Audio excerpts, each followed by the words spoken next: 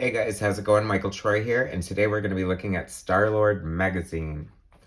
Alright, you guys, so before Guardians of the Galaxy, well, there was Star-Lord, and I mean, we all know Star-Lord, Chris Pratt from the Guardians of the Galaxy movie, but, James Gunn, like, totally, like, I don't know, revolutionized the Guardians of the Galaxy. They were probably more of a cult classic with Marvel than, obviously like the X-Men or whatever. So it just goes to show how you can take like the great beginnings of something and turn it into a killer $1 million franchise. Anyway, so this is cool. This is John Byrne and Chris Claremont, one of their earliest collaborations together on Star-Lord. This is a reprint from the 90s, and the original book is, or books, are from the 70s. And even though I'm a John Byrne fan, this predates my comic collecting when it first came out, so I'm kind of experiencing this for the first time, and it's so cool. I'm so glad I got it. I can't believe I haven't ever taken the time to hunt it down before, although I've seen plenty of like art from it, so I've always had that point of reference and really thought it was cool. But hey, it wasn't the X-Men, so why did I need to find it? Anyway, so new cover for the new edition. I'm not crazy about this, like, I don't know, computer generated looking logo, but that's okay. New cover by Byrne, Austin inking him. And it, like, when we look at the art inside, you'll see how much they've changed and grown over the years. And Michael Golden is also contributing to the story, doing like the framing sequence. So he did the new cover for the back. And then you talk about like somebody, I don't know, these are guys are great. They started out great and they continue to be great and get better, and they're just legends, and I love them. And this is, so it's funny because I never realized how distinct Terry Austin's style was and how much I sort of equate it to John Byrne. But as you can see, in like this first page is penciled by Michael Golden, and honestly at first I couldn't tell if it was Byrne or Golden.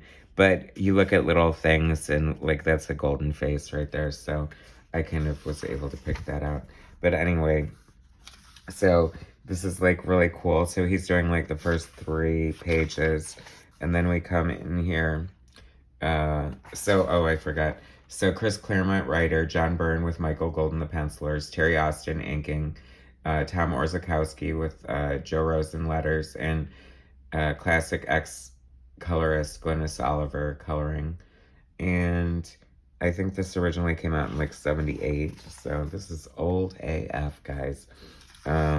Anyway, this is an amazing double-page spread from John Byrne.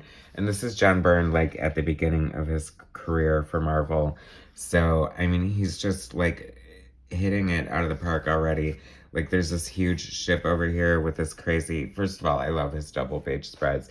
He did a lot of double-page spreads back in the day, which I don't know if that was, like, straight across the board for Marvel, but...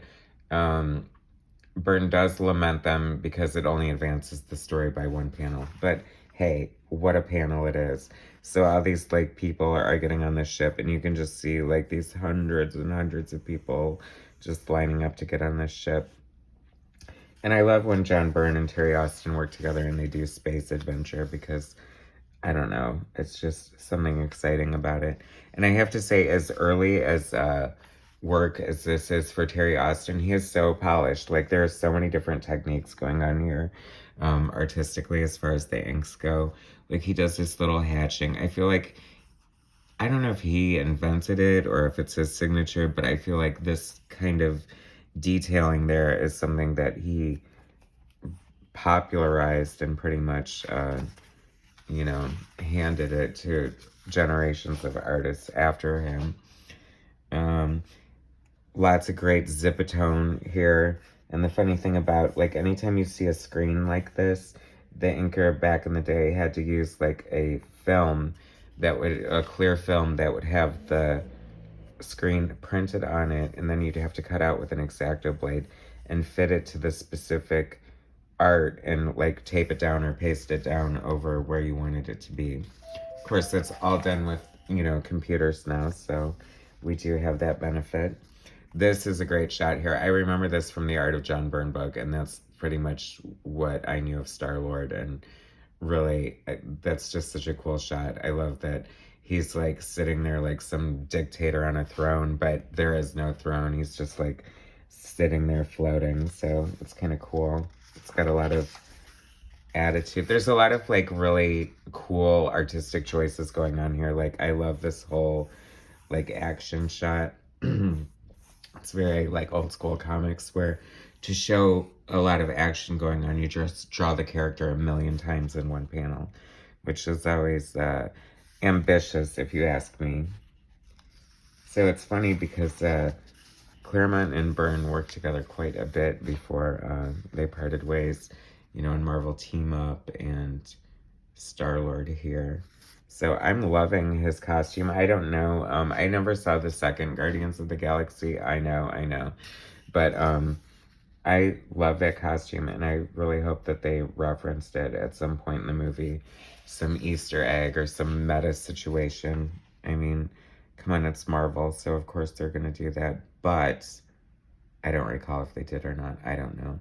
Someone please leave in the comment and let me know. Does this costume show up? I mean, do you like this costume? Obviously, the new Chris Pratt look is, you know, the way it is, but it's funny. This is a very, I'm going to use the word trope because I guess that fits it perfectly, but, you know, one of John Byrne's stylings here, this is very, like, with this sort of, I can't think of the right words, but, you know, I've seen him use this effect on Phoenix, where it's sort of taken the black area and just made it like an outline to make it look, I don't know, sort of generated by light or something like that. Such a cool, like, I don't know, this is so 70s sci-fi. I just love this so much. And there's that, this is like, I don't think this is like a Zipatone thing, although I could be wrong. I don't know, it looks sort of like that's a technique. And here you see this, when I was looking at this earlier, there's this little hatching technique that Terry Austin does that he's just applying so many different techniques and so many, he is such a master of his craft. And I think that even if they grew apart, Byrne and Austin were kind of lucky to have each other early in their career, because I think they definitely meshed so well and just gave such a beautiful, polished look to their art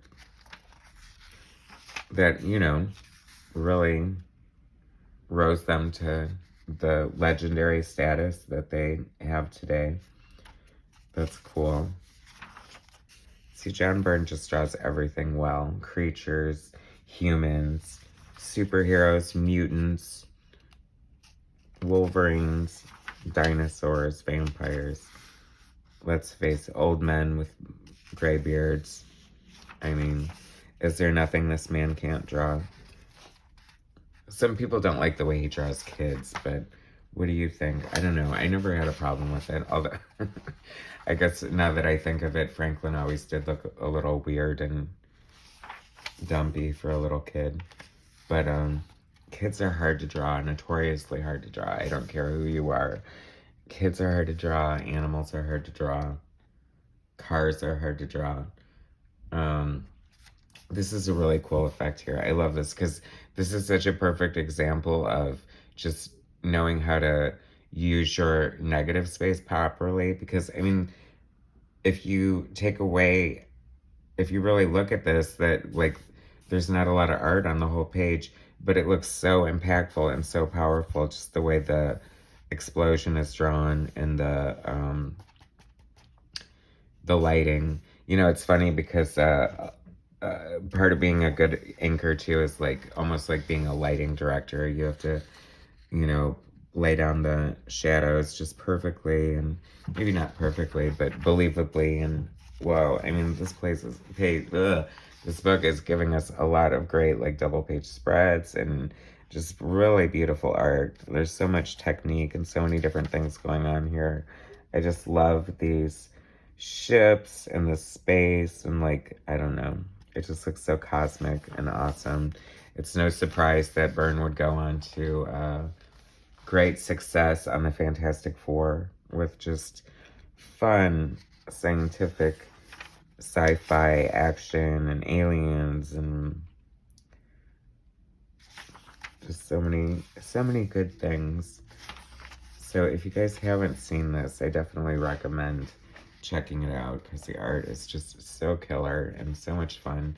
And the story's great, and it's like, and then you have this swashbuckler here. I love how, like, the design, I mean, it's the 70s, guys, so let's cut him some slack. But, I love, like, the folded up boot, and then the folded down boot, and then the, like, down collar, and then the up collar. George Perez puts a lot of asymmetry in his costume designs. If you think about it, like Starfire with her one armband, that it's always was and always should be one armband in the original design. Just so much cool art. I love the Star-Lord costume so much. I love his helmet and just the way his eyes look. It's very John Byrne.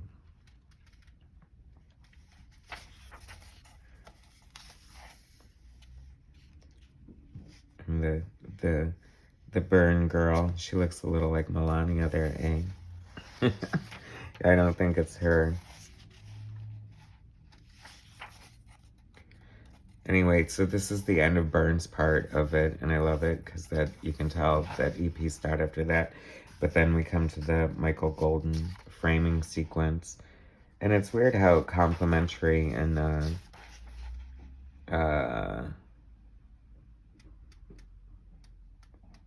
like the nice flow of their art together. And then here's some preview. I guess this is the whole reason to reprint it. They were pimping some new Star-Lord series that like, who is the artist here? Because this art is actually kind of good, crazy good for Timothy Zahn and Dan Lawless. So, I don't know, that name sounds kind of familiar. Anyway, that looks cool, though. Really cool 90s painted art. Anyway, so that was the Star-Lord Megazine by Chris Claremont, John Byrne, Michael Golden, and Terry Austin. This is like the very early work of a lot of these creators. Totally worth checking out. Very cool. Please subscribe to my channel, hit like, and I'll bring you some more content later. All right, thanks, guys.